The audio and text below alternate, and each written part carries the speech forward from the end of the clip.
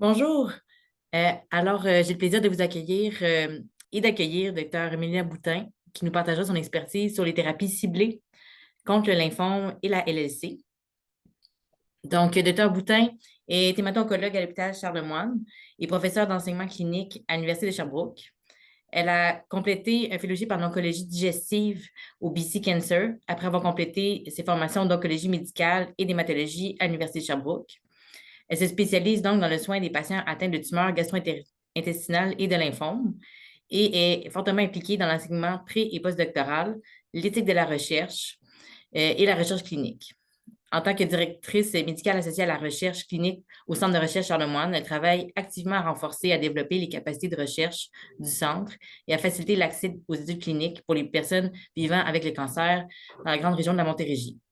C'est vraiment une collègue dévouée aux soins des patients et à l'éducation continue.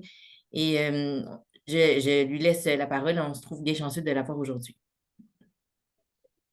Merci beaucoup, Dr. Laverdure, pour l'introduction. Merci aussi pour l'opportunité de présenter ici. Puis merci à tout le monde qui se sont joints à la session. Je vais vous parler des thérapies ciblées qu'on peut utiliser dans le traitement des différents types de lymphomes. En particulier ceux qui sont écrits, donc les inhibiteurs BTK, BCL2 et les anticorps bispécifiques. On va démystifier tout cela.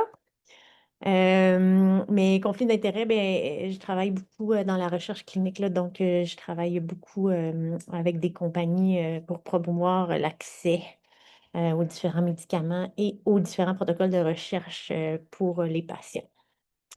Donc, le plan de la présentation, bien, en premier, on va regarder qu'est-ce qu'on veut dire par une thérapie ciblée. Évidemment, ça implique une cible. Comment on fait pour atteindre la cible en question? Quels sont les différents mécanismes d'action qu'on peut utiliser? Puis, si vous prenez un médicament, une thérapie ciblée, mais à quoi vous pouvez vous attendre avec ces médicaments-là? Qu'est-ce qu'une thérapie ciblée? Bien, la définition, c'est un médicament qui est fabriqué spécifiquement pour interagir avec une cible précise qui est sur les cellules tumorales dans le but de les détruire. Comme vous voyez sur l'image, il y a plein de protéines à la surface des cellules ou même à l'intérieur euh, qui, qui peuvent être vues comme un talon d'Achille et qu'on peut exploiter de différentes façons. Donc, c'est un peu ça qu'on fait en recherche. On cherche à trouver le talon d'Achille, puis à envoyer un médicament dirigé spécifiquement contre la cible en question. Les avantages, ben, ça nous permet d'avoir une médecine un peu plus personnalisée, disons. Les traitements qui sont ciblés sont en général plus efficaces que des traitements à action générale comme la chimiothérapie, par exemple. Puis en plus, comme c'est ciblé directement sur les cellules cancéreuses, bien habituellement, on va avoir moins d'effets secondaires parce qu'on va moins toucher aux cellules normales. Ceci dit, il peut y avoir quand même des effets secondaires qui vont être liés à la cible en question. Puis parfois, on va aussi se servir du système immunitaire pour atteindre la cible. Donc, il peut y avoir des effets secondaires reliés à l'activation immunitaire. Je vais vous en parler un petit peu plus tard. Comment on fait pour atteindre la cible? Bien, il y a différentes classes de médicaments qu'on peut utiliser qui vont agir différemment. Il y a des médicaments qui vont directement toucher la cible directement. Puis, ces médicaments-là que je vais vous parler un peu plus, ça peut être des anticorps monoclonaux, ça peut être des petites molécules qui sont faites pour rentrer dans la cellule puis bloquer la cible de façon très précise. On les appelle des inhibiteurs de tyrosine kinase. Puis, il y a aussi une nouvelle classe de médicaments qui s'appelle des conjugués anticorps-médicaments, où est-ce qu'on prend un anticorps, puis on attache la chimiothérapie à l'anticorps. Donc, ça nous permet d'envoyer la chimiothérapie juste sur la cellule cancéreuse et non pas partout dans le corps. Ça, je ne vais pas trop en parler aujourd'hui. Puis, sinon, pour atteindre la cible, ben, on peut utiliser un médicament qui va réveiller le système immunitaire pour que lui-même détruise la cible. Donc, le médicament va être un peu un intermédiaire indirect. C'est comme ça que fonctionnent les anticorps bispécifiques à médiation immunitaire, que je vais vous parler un petit peu plus en détail. Puis c'est un peu comme ça aussi que ça fonctionne, les thérapies par CAR-T. Donc, ceux qui ont écouté la session sur les lymphomes à grande cellule B en ont sûrement entendu parler un peu plus. Donc, si on les prend maintenant un par un, on peut commencer par les anticorps monoclonaux. Qu'est-ce que c'est? Ben, c'est un anticorps, c'est une protéine qui est un peu comme ça, en forme de Y, qui va, qui est fabriquée en laboratoire pour se lier spécifiquement à la cible qu'on a déterminée qui était le talon d'Achille. Donc, pour les lymphomes B, une des cibles qu'on utilise souvent, c'est le CD20 qui est exprimé à la surface des cellules lymphomateuses. Puis, on fabrique un anticorps qui va se lier au CD20 et qui va entraîner par lui-même la destruction de la cellule tumorale. Donc, il en existe deux qu'on utilise. Il y a le rituximab et il y a l'obinutuzumab. Euh, donc, c'est des médicaments qui ont révolutionné vraiment le traitement des lymphomes B. Ça fait une vingtaine d'années qu'on les utilise maintenant. On les connaît très bien. C'est des médicaments qui se donnent par voie intraveineuse à toutes les 3 ou 4 semaines, dépendamment lequel on utilise puis dans quelle indication. C'est des médicaments qui sont combinés avec de la chimiothérapie ou avec une autre sorte de thérapie ciblée. Puis, on les utilise parce que ça augmente grandement l'efficacité du traitement, là. Ça peut même augmenter les taux de guérison pour les lymphomes diffus à grande cellule B, entre autres. Puis, on peut aussi s'en servir pour réduire les risques d'effets secondaires de d'autres médicaments qu'on combine. C'est des médicaments qui sont donc très efficaces, mais ils peuvent aussi avoir leurs effets secondaires. Puis, ce qu'on voit beaucoup, c'est ce qu'on appelle les réactions infusionnelles. Donc, quand on donne ce médicament-là pour la première fois, il y a une réaction du système immunitaire, puis ça peut créer une espèce de réaction allergique. Donc, les gens peuvent ressentir soit un malaise un peu vague, des douleurs musculaires, de la fièvre, puis ça peut aller jusqu'à des réactions plus graves, incluant une enflure de la langue ou des difficultés à respirer. Quand ça arrive, bien, on donne à ce moment-là du Benadryl, la cortisone, puis ce qu'il faut faire surtout, c'est de donner le médicament très lentement pour la première fois. Donc, la première fois que vous recevez ce médicament-là, c'est possible que ça prenne toute la journée pour, pour pouvoir le recevoir. Et parfois même, on sépare la première dose en 2 jours pour minimiser le plus possible ce genre de réaction-là. Habituellement, quand ça survient, c'est seulement la première fois, puis les doses subséquentes, il n'y a pas de problème.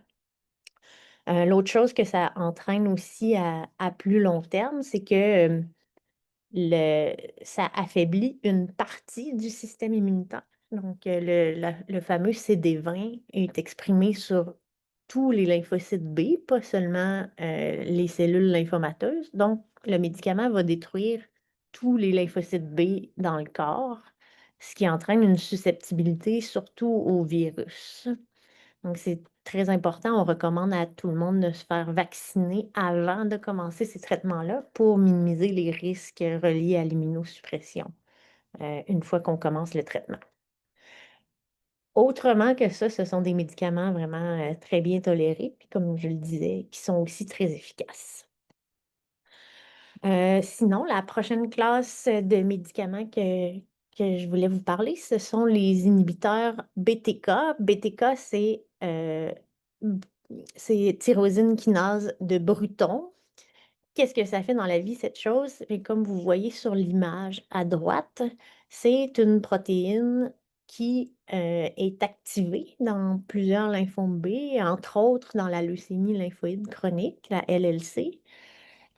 Puis, lorsque cette protéine-là est activée, bien, ça entraîne la prolifération et la multiplication de la cellule cancéreuse.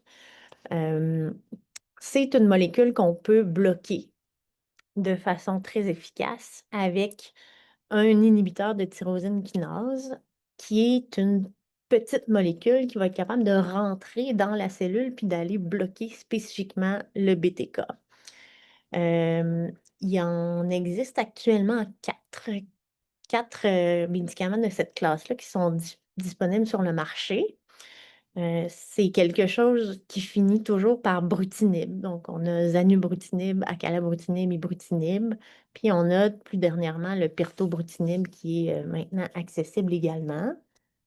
Comme je disais, c'est des petites molécules qui sont en pilule, selon, dépendamment laquelle vous recevez, mais ça peut être une fois par jour, 2 fois par jour.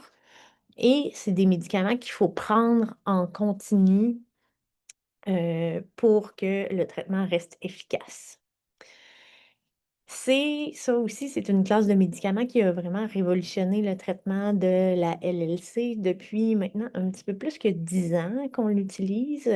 Donc, comme vous voyez sur la figure de gauche, là, dans les premières études qui ont été faites, il y a encore un très bon pourcentage des gens qui continuent de prendre le médicament et qui continuent d'être efficaces après 10 ans. Souvent, ce qu'on voit quand on commence ce médicament-là, si vous suivez vos prises de sang et que vous prenez ce médicament-là à cause d'une LLC, vous pourriez voir que les globules blancs augmentent beaucoup dans les premiers mois du traitement. C'est un effet qui est attendu, qui n'est pas dangereux du tout.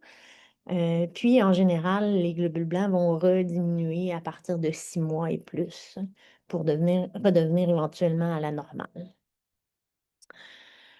Donc, quelles sont les indications des inhibiteurs de Bruton au Canada? Mais on les utilise beaucoup dans le traitement de la LLC. L'ibrutinib, l'acala et le zanubrutinib sont tous les trois indiqués en première ligne de traitement ou si jamais la leucémie revient après une chimio-immunothérapie.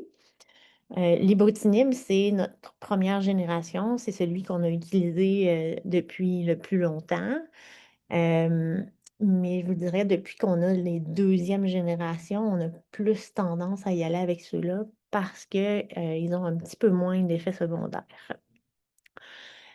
Et à la fois, l'ibrutinib ou l'acalabrutinib peuvent être combinés aussi au venetoclax, qui est une autre thérapie ciblée que je vais vous parler. Puis sinon, ben, le petit dernier, le pirtobrutinib, lui, on va le réserver quand la maladie a été réfractaire aux autres traitements disponibles. Puis ça va être encore là un médicament qui va nous permettre de contrôler pendant encore un bon bout de temps la maladie. On peut aussi utiliser les inhibiteurs de tyrosine kinase de Bruton dans le traitement du lymphome du manteau. On avait plus tendance à l'utiliser après la chimiothérapie, mais maintenant, le traitement est aussi indiqué en combinaison avec la chimio-immunothérapie en première ligne. Puis, on peut aussi utiliser ces médicaments-là dans le traitement du lymphome de Waldenström.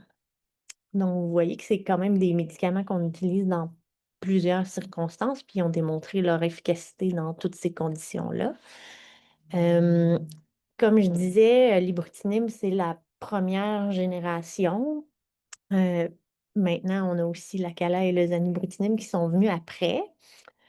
Ce sont tous des médicaments ciblés, mais ils ciblent pas parfaitement, disons. Donc, ce qu'on voudrait, c'est un médicament qui fait effet seulement sur le BTK, donc seulement à la pointe de la flèche violette.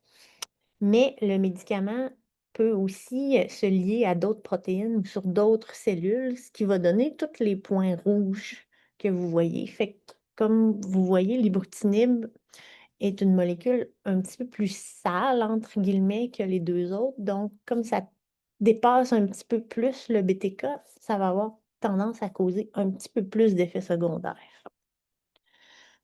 Les effets secondaires, c'est vraiment en général des effets de classe. Donc, je voulais un peu les revoir avec vous parce que c'est quand même important d'être à l'affût de certaines choses ou si vous éprouvez tel effet secondaire, mais à ce moment-là, c'est de contacter, votre infirmière pivot pour l'aviser à tout le moins, puis pour que votre médecin soit au courant. Donc, si on commence par la gauche, bien ces médicaments-là peuvent donner, parfois des maux de tête, par exemple. C'est plus fréquent avec l'acalabrutinib. En général, c'est des maux de tête qui sont légers. Vous pouvez vous hydrater, vous pouvez prendre des Tylenol au besoin. Puis ce qui est particulièrement aidant, c'est la caféine, bon, bien sûr, le matin pour éviter les problèmes d'insomnie. Hem, les tous les médicaments de cette classe-là peuvent donner des raideurs musculaires ou des douleurs dans les articulations qui sont en général légères. Ce qui est particulièrement aidant, c'est de rester actif. Donc vraiment, l'activité physique, ça a été démontré que ça diminue, cet effet secondaire-là. Puis en plus, ben, ça a beaucoup, d'effets bénéfiques sur la santé en général. Vous pouvez aussi faire des étirements, appliquer, de l'eau chaude, douche ou bain chaud, tout ça peut aider. Sinon, les 3 médicaments peuvent aussi entraîner une diminution des globules dans le sang. En fait, c'est en particulier le zanubrutinib qui peut faire baisser les globules blancs. Donc c'est important de maintenir une diète équilibrée. Si jamais les plaquettes diminuent, mais ça peut causer des risques de saignement, donc on suggère d'utiliser un rasoir électrique pour éviter de se couper. Et si jamais vous faites de la fièvre, ben, nécessairement, il faut consulter. Hem, les Comme tout, médicament anticancéreux, bien, il peut y aussi y avoir de la fatigue associée. On recommande pour ça d'avoir une routine de sommeil et de la respecter, éviter la caféine en après-midi, faire de l'exercice physique. Encore une fois, c'est la meilleure chose, pour la fatigue, même si des fois, c'est possible que ça ne tente pas. Ici en rouge, celui-là est important, la haute pression et la fibrillation auriculaire, c'est des choses que, on doit surveiller puis qu'on veut attraper si jamais ça arrive. La fibrillation auriculaire, c'est un type d'arythmie, ça fait que le cœur se met à battre de façon irrégulière. C'est pas dangereux de faire un arrêt cardiaque, mais ça met à risque de développer des caillots puis de faire des ACV. Heu, Parfois, les gens peuvent s'en rendre compte, peuvent sentir que le cœur bat pas comme d'habitude, ça peut donner des palpitations, mais des fois, ça arrive qu'on peut pas s'en rendre compte non plus. Donc quand vous allez voir votre médecin, il devrait toujours écouter votre cœur normalement pour vérifier ça. Des fois, je dis aux gens, s'ils ont une montre intelligente, il y a certains, appareils qui vont le dire si le rythme cardiaque devient irrégulier. À ce moment-là, c'est important, d'aviser votre infirmière pivot, pour que votre médecin soit au courant puis puisse agir en conséquence. On recommande aussi à tout le monde de surveiller la pression, votre tension artérielle à la maison. Puis de l'écrire, puis de l'apporter à votre médecin, quand vous le voyez. C'est plus fiable de le faire comme ça que d'attendre de prendre la pression au bureau, qui est souvent plus élevée, artificiellement quand on la prend dans le cabinet du médecin qu'à la maison. Donc, au début, il faut la prendre un petit peu plus souvent. Je dis aux gens 3 fois par semaine à peu près. Puis quand on se rend compte que c'est stable, ben, à ce moment-là, on peut la prendre 1 fois par semaine seulement à différents moments. Heu, les 3 médicaments de cette classe-là peuvent, faire monter la tension artérielle, puis souvent, c'est si la tension artérielle monte, c'est là que ça met plus à risque de faire aussi des arythmies. Donc c'est vraiment quelque chose que vous pouvez surveiller de votre côté et rapporter à votre médecin si jamais, il arrive quelque chose. Sinon, bien, les médicaments peuvent aussi entraîner soit de la diarrhée ou de la constipation. C'est une pilule, donc ça peut changer la digestion. Important encore là, de rester bien hydraté, d'avoir une diète riche en fibres. Puis vous pouvez en parler à votre médecin, voir qu'est-ce qui peut être ajusté, soit dans vos habitudes de vie ou dans la médication en tant que telle. Ces médicaments-là peuvent aussi entraîner une sensibilité au soleil. Donc, on en profite pour recommander à tout le monde de porter un écran solaire et de se protéger du soleil, en particulier l'été. Euh, mais bon, voilà. Puis sinon, l'autre chose qui est aussi un effet de classe qui est en rouge à gauche, c'est que ces médicaments-là agissent un petit peu comme une super aspirine, donc ils éclaircissent quand même le sang. Vous pouvez vous en rendre compte que si vous prenez ce médicament-là, vous pouvez avoir plus tendance à faire des bleus facilement. C'est important de les arrêter avant d'avoir une procédure invasive, comme une opération ou si vous allez chez le dentiste et on doit enlever des dents. Là, il faut toujours contacter votre médecin pour arrêter votre médicament quelques jours avant la procédure afin d'éviter les risques de saignement. Donc ça fait un bon tour globalement de ce qui peut arriver avec ces médicaments-là.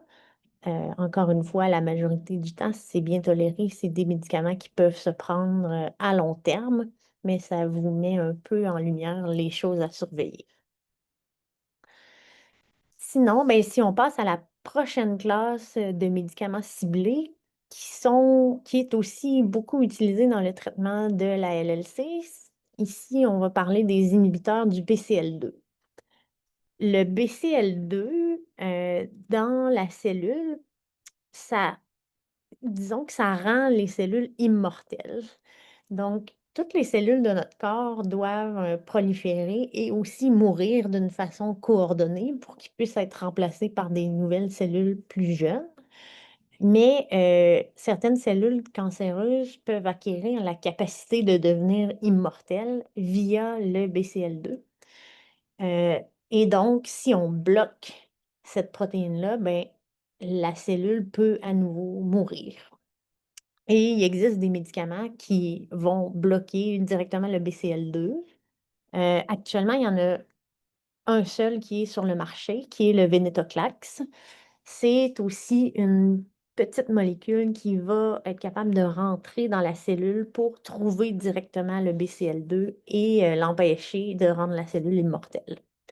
Ça se donne en pilule, généralement, on prend 4 comprimés par jour, puis c'est un traitement qui se donne pour une durée de 1 ou 2 ans, selon l'indication.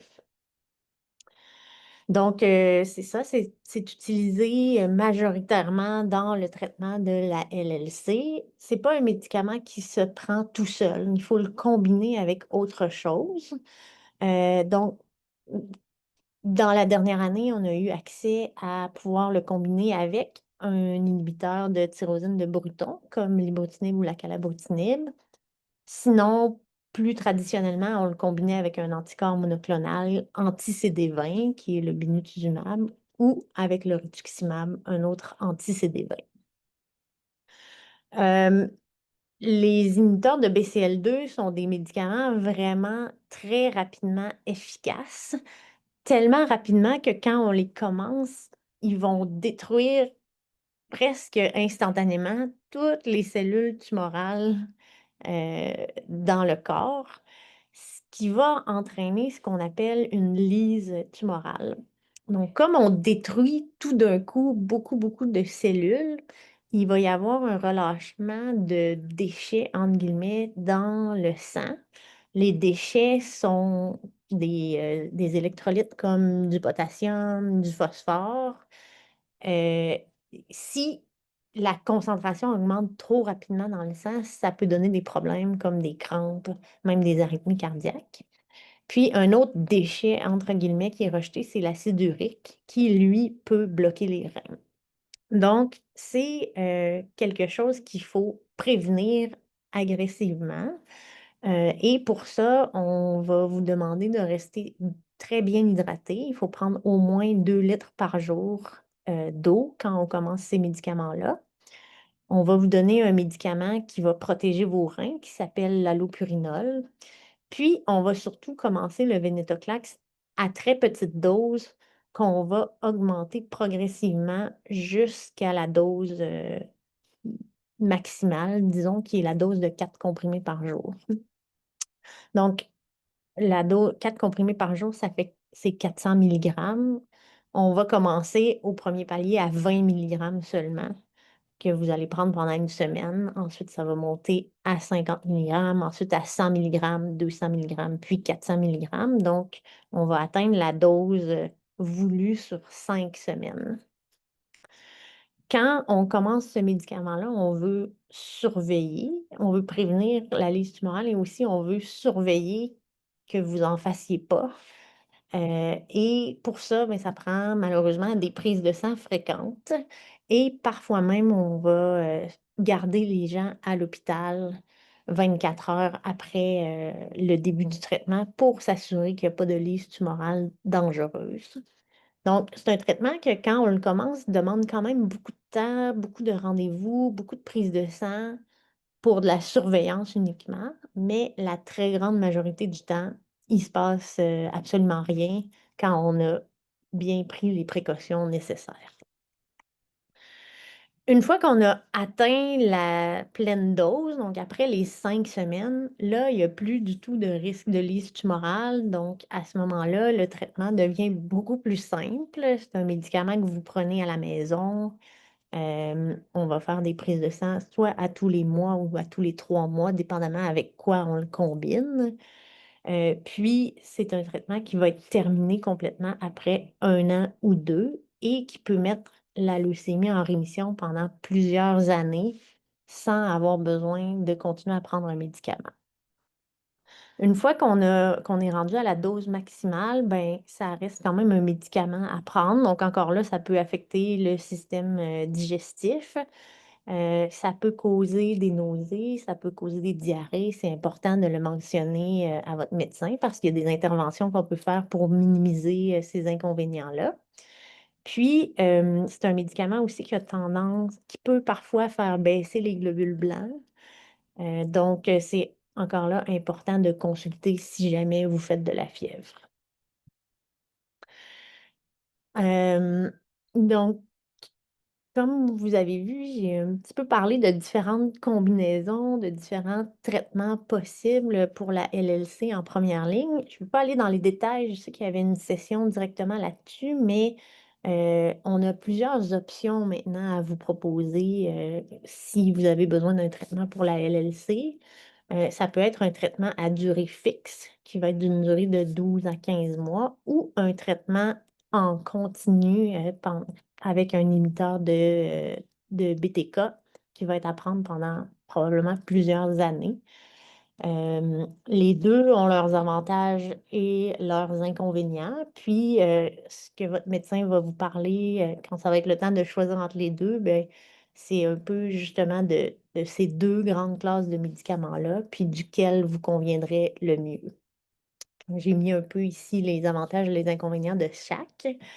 Ceci dit, ben, ça change un petit peu à l'heure actuelle parce que maintenant, on a accès, au lieu de choisir, on va avoir accès à combiner les deux traitements. Donc, on va un peu aller chercher le meilleur des deux mondes en faisant ça. Donc, n'hésitez pas à poser des questions à votre médecin par rapport à ces différentes options-là. Par la suite, la prochaine chose, la prochaine classe de médicaments que je voulais vous parler, c'est ce qu'on appelle les anticorps bispécifiques à médiation immune. Là, ici, on rentre dans le domaine des immunothérapies. Donc, ces médicaments-là n'ont pas d'effet direct sur les cellules tumorales, mais c'est des médicaments qui vont réveiller le système immunitaire pour que lui-même détruise les cellules tumorales. Comment ça fonctionne? Ben, c'est un anticorps, encore une fois, notre espèce de Y, qui va attraper d'un côté le CD20 qui est sur la cellule tumorale, puis de l'autre côté, il va attraper le CD3 qui, lui, est exprimé sur nos lymphocytes T. Nos lymphocytes T, c'est nos meilleurs soldats, disons. Donc, l'anticorps va faire en sorte que le soldat, le lymphocyte T, va être collé sur la cellule tumorale. Et donc, comme il va être collé dessus, ben, il va être capable de la détruire directement. Donc, ce sont des médicaments qui sont extrêmement puissants, hein. Le système immunitaire est fait pour détruire des organismes ennemis, puis on peut l'utiliser pour détruire le cancer. Euh, Par contre, ben, si on suractive le système immunitaire, c'est là que ça cause des effets secondaires. Il y en a euh, deux grands effets qui peuvent arriver avec ces médicaments-là, qui s'appellent le syndrome de relâche des cytokines. Et il y a un autre syndrome qui s'appelle le ICANS, qui est en fait la toxicité neurologique liée à l'activation du système immunitaire. Cette classe de médicaments-là est utilisée pour traiter les lymphomes à grande cellule B, ch- pour qui, malheureusement, la chimiothérapie n'a pas fonctionné. Il en existe deux qui sont disponibles actuellement et remboursés, qui sont l'epcoritamab ou le glofitamab. Les deux sont d'une efficacité très similaire, mais ils ont leurs petites différences dans l'administration. L'epcoritamab, ça se donne en sous-cutané. Vous venez au centre d'oncologie, vous recevez une piqûre dans le ventre, puis par la suite, vous pouvez repartir. Euh, Au début, c'est un médicament qui se donne à toutes les semaines pendant 3 mois, ensuite de ça aux 2 semaines, ensuite de ça aux 4 semaines. Puis c'est un médicament qu'on essaie de donner à long terme. Donc, il n'y a pas de date de fin. Le glofitamab, lui, par contre, c'est un médicament qui se donne intraveineux, donc en perfusion. Ça se donne au début à toutes les semaines pour le premier mois, puis ensuite de ça, ça se donne aux 3 semaines, puis c'est un traitement qui va durer 8 mois et après ça, c'est terminé. Euh, Je voulais quand même parler un peu plus du syndrome de relâche des cytokines parce que si vous prenez ces médicaments-là, ben, c'est quelque chose qui est important à connaître, puis important de consulter et ça aide aussi à comprendre pourquoi on fait les interventions qu'on fait, là. Donc, le syndrome de relâche des cytokines, ben, c'est dû vraiment à une activation du système immunitaire. Les symptômes, ça peut s'apparenter à une grippe, dans le sens que ça peut donner de la fièvre, ça peut donner des douleurs musculaires, ça peut donner des nausées, des diarrhées, mal de tête, un peu comme vraiment quand on est grippé. Mais ça peut aussi aller beaucoup plus loin que ça. Ça peut se présenter parfois comme une pneumonie grave et on peut avoir besoin même d'aller aux soins intensifs à cause de ce syndrome-là. Donc, le mot d'ordre, c'est vraiment que si vous recevez ces médicaments-là et que vous faites de la fièvre, bien, il faut absolument consulter. Il y a quand même des mesures préventives qui sont mises en place dans les centres d'oncologie pour prévenir le syndrome de relâche des cytokines et aussi pour s'assurer que si ça arrive, il n'y ait pas de complications. Ces mesures-là, il y en a plusieurs. Donc, la première, c'est de commencer le médicament avec une dose progressive. Donc, on va commencer avec une petite dose au début. La dose suivante va être un petit peu plus élevée et la dose suivante encore plus élevée jusqu'à ce qu'on atteigne la dose maximale, disons, ou la dose voulue. Il va toujours y avoir de la cortisone qui va être intégrée au protocole d'administration, qui va être souvent la dexaméthasone ou le décadron, c'est les petites pilules en étoile. Euh, Puis, il va aussi y avoir une surveillance rapprochée pendant les premières doses. Les premières doses, on appelle ça l'escalade de traitement. Pendant qu'on monte la dose, on va vous surveiller de très près et dans la plupart des centres, on garde les patients à l'hôpital pour au moins 24 heures après la dose pour que justement, si vous développez un syndrome de relâche des cytokines, on puisse agir rapidement et prévenir les complications. Euh, L'avantage avec ces médicaments-là, c'est que le syndrome de relâche des cytokines est très facile à prédire. On sait pas mal quand est-ce qu'il va arriver. Donc, avec l'epcoritamab, mais c'est surtout après la troisième dose que ça risque d'arriver. Donc, c'est à ce moment-là qu'on va vous surveiller de plus près. Puis avec le glofitamab, mais on sait que c'est surtout après la première dose. Donc, c'est encore une fois à ce moment-là qu'on va vous surveiller de plus près. Si jamais ça arrive, qu'est-ce qu'on fait? Ben, il y a selon les symptômes que vous avez, en fait, surtout selon, la pression et la saturation en oxygène dans votre sang, les médecins vont déterminer si c'est un grade 1, 2, 3 ou 4. Et puis, à ce moment-là, il va y avoir différentes interventions possibles. Donc, si c'est un grade 1, ça veut dire que votre pression est normale, vous n'avez pas besoin d'oxygène, vous pouvez avoir des symptômes d'allure grippale. Donc, à ce moment-là, on va vous donner un traitement de support avec des Tylenol, des Advil, vous hydrater, puis on va vous garder sous observation. On n'aura pas besoin d'intervenir plus que ça et ça va rentrer dans l'ordre tout seul. Si jamais votre pression est un peu basse ou que vous avez besoin d'oxygène, à ce moment-là, c'est certain qu'on va vous garder à l'hôpital. On va administrer de la cortisone, puis on va utiliser des médicaments pour calmer le système immunitaire. Puis c'est ça qui va être la base du traitement si jamais vous développez un syndrome de relâche des cytokines plus grave, entre guillemets. C'est quand même très rare avec les anticorps bispécifiques, les syndromes de grade 3 ou 4, on en voit presque jamais. Pour ce qui est de la toxicité neurologique ou du ICANS, ben, premièrement, c'est transitoire. Si jamais ça arrive, ça ne laisse pas de séquelles permanentes, tant qu'on s'en rend compte à temps. Ce que ça peut donner comme symptôme, des fois, c'est très léger. Ça peut être juste, un manque d'humour. Ça peut être, des fois que vous pourriez avoir des comportements qui sont inhabituels. Exemple, vous vous mettez à tourner en rond autour de la table sans savoir ce que vous cherchez et ça peut aussi aller jusqu'au coma. Ça peut donner des convulsions aussi si on s'en rend pas compte à temps. Donc ce qu'on va recommander aux gens, c'est d'être accompagné, d'avoir quelqu'un à la maison et si cette personne-là qui est votre proche aidant, se rend compte que vous êtes pas comme d'habitude, à ce moment-là, il va falloir consulter ou appeler votre infirmière pivot, à tout le moins. C'est quelque chose qu'on voit beaucoup plus avec les CAR-T, avec les anticorps spécifiques, c'est quand même très rare, mais on veut que vous soyez au courant pour que vous puissiez être à l'affût et surtout, nous appeler s'il y a quelque chose qui arrive. Heu, on c'est rare, il y a pas de restriction de la conduite automobile avec ces médicaments-là.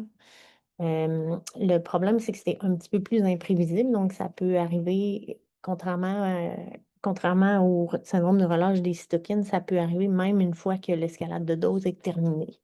Donc c'est vraiment quelque chose qu'on veut savoir, mais qui arrive pas très souvent, heureusement.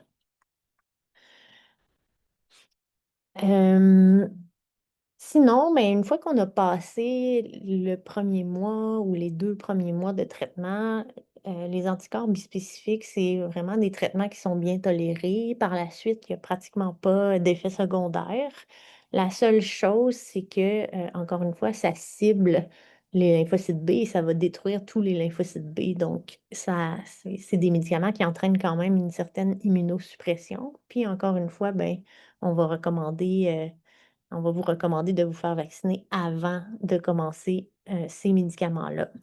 Pour les autres précautions, mais c'est un petit peu comme on dit à la population générale, oui, si vous allez, dans des endroits publics, on va recommander le port du masque, éviter les contacts infectieux, exemple, si quelqu'un dans votre famille est malade, mais à ce moment-là, dites aux gens de ne pas vous visiter.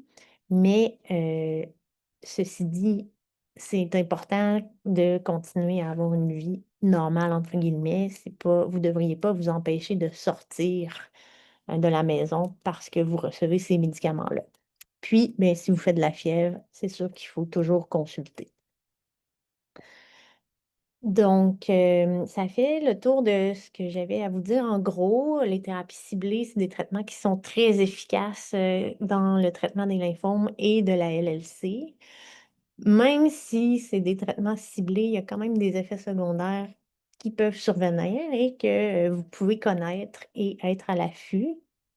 C'est important de vous informer d'ailleurs avant de commencer les traitements pour savoir c'est quoi à quoi vous pouvez vous attendre, à quel moment, puis quoi faire aussi si quelque chose arrive. Donc, ça termine un peu la présentation. Je crois qu'il y a une période de questions. Ça va me faire plaisir d'y répondre si vous en avez. Merci beaucoup, Dr. Boutin, pour l'excellente présentation. Je pense que ça illustre bien là, les avancées qu'on a fait dans les dernières années, puis différents outils thérapeutiques qu'on a pour nos patients. Donc, n'hésitez pas à poser des questions dans le chat. Vous avez des questions à Dr. Boutin. Euh, une des questions qu'on a, c'est pourquoi les anticorps bispécifiques ou la thérapie de CAR-T sont utilisés seulement en deuxième ou troisième traitement au lieu de en premier traitement ou en première ligne? Oui, bien, pour le moment, on a des bonnes données d'efficacité qui nous prouvent euh, que ces médicaments-là fonctionnent seulement en troisième ligne de traitement pour ce qui est des anticorps bispécifiques. On a des données, ça s'en vient vraiment dans la deuxième ligne. On est un peu dans l'entre-deux où est-ce qu'on attend le remboursement du gouvernement, si on veut. Puis c'est la même chose pour le CAR-T. On a des données d'efficacité pour la deuxième ligne ou pour la troisième ligne. Il y a beaucoup de recherches qui se fait pour la première ligne, pour amener ces médicaments en première ligne. Il y a des études qui sont ouvertes au Québec d'ailleurs. Donc, vous pouvez demander toujours à votre médecin de vous informer par rapport à ça. Ça va venir. On ne sait pas encore quelle va être la place exacte de ces médicaments-là en première ligne, mais il y a beaucoup de recherches qui se fait là-dessus. Tout à fait, c'est excellent point. Puis justement, ça répond, tu sais, je vais te demander d'en Ben parler un oui, petit peu plus, mais une question, en plein dans une question qui se demandait justement, j'ai un lymphome folliculaire, puis on m'a dit que je serais probablement éligible à un protocole, tu sais, justement, qui utilise un anticorps spécifique. Qu'est-ce que ça veut dire d'être éligible avec des protocoles comme ça? ben, les protocoles de recherche vont tester le médicament dans une circonstance particulière. Donc, exemple, pour un lymphome folliculaire, le protocole pourrait prendre des patients qui seraient en deuxième ligne de traitement seulement, pour dire quelque chose. Parfois, ça va être en troisième ligne. Parfois, il faut avoir échoué tous les traitements disponibles. Bref, ça dépend du protocole. Puis, pour rentrer dans un protocole, il y a certains critères d'inclusion qu'on appelle. Donc, il faut remplir certaines conditions. Et même chose, il y a des critères d'exclusion qui peuvent être des contre-indications à participer au protocole. Donc, si vous êtes intéressé par le protocole ou si un médecin vous parle d'un protocole, ben, vous allez rencontrer l'équipe de recherche qui va vous expliquer en quoi ça consiste le traitement. Puis ensuite, ils vont justement regarder avec vous tous ces critères-là. Et si vous remplissez tous les critères, ben, à ce moment-là, vous pouvez participer à l'étude. Je ne sais pas si ça... Oui, ça répond très bien aux questions. Puis, en effet, tu sais, la science, ça évolue. Puis, c'est grâce au protocole de recherche. Tu sais, ce qu'on fait maintenant en première ligne, bien, initialement, c'était étudier. Puis, c'est comme ça qu'on s'améliore. Puis, c'est sûr que on reste à l'affût de ça. Puis, si on propose un protocole de recherche à un patient en particulier, c'est qu'on pense qu'il y a un bénéfice pour cette personne-là en particulier, justement. Exact. Puis il y a une personne justement qui mentionne qui est en protocole de recherche, qui utilise un anticorps spécifique en première ligne pour le lymphome folliculaire. Donc, c'est aussi qui est intéressant à Lymphome Canada d'avoir une communauté puis d'autres gens qui peuvent Mm. avoir des parcours similaires au vôtre et pouvoir échanger par rapport à ça. Ouais. Euh, Peut-être une dernière question qui est quand même une question large, là, vous verrez comment vous voulez la prendre, mais il y a beaucoup de traitements ciblés. Comment on décide quelle thérapie qui conviendra le mieux à un patient? Par exemple, un muteur de BTK, les anticorps spécifiques ou les CAR-T. Oui, ben c'est sûr que ça dépend à où est-ce que vous en êtes dans le parcours de votre maladie. Donc, ça ne sera pas la même chose si on est en première ligne versus en ligne subséquente. Après, ben, comment on choisit le meilleur traitement individuellement? Ben, on va se baser sur des critères de la maladie comme telle. Donc, pour les médecins, il y a des choses qui peuvent nous dire que pour cette maladie-là en particulier, un inhibiteur de BTK va être mieux que une thérapie à durée fixe, par exemple. Donc, on va regarder les caractéristiques de la maladie, puis on va s'asseoir avec vous, puis en parler aussi avec vous, parce que vos préférences sont importantes aussi. Et il y a aussi parfois, si vous avez d'autres, problèmes de santé, ça aussi, ça peut influencer sur le traitement qu'on va recommander au final.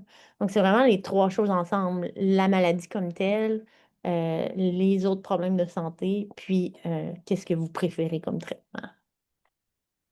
Oui, excellente réponse. Ça montre un petit peu, des fois, le luxe qu'on a de pouvoir discuter avec vous, tu sais, de choisir pour vous, pas pour le voisin, pas pour quel traitement serait le mieux pour vous selon différents facteurs, comme vous aviez mentionné, Dr. Boutin. Souvent, on va dire aussi carrément, nous, ben, c'est notre expertise, fait que c'est sûr qu'on va le dire, ben, moi, dans votre cas, je vous recommande telle chose. Mais ceci dit, c'est souvent, on a justement des options, donc on est ouvert à la discussion quand même. Tout à fait, tout à fait. Donc, je vais clore la séance. Merci beaucoup à tout le monde d'avoir été là. Merci encore 1000 fois à Dr. Boutin. Je vous invite à aller vous enregistrer pour la prochaine séance qui va être sur la prise en charge des symptômes et effets secondaires pour les patients avec LSC et lymphome. À plus tard.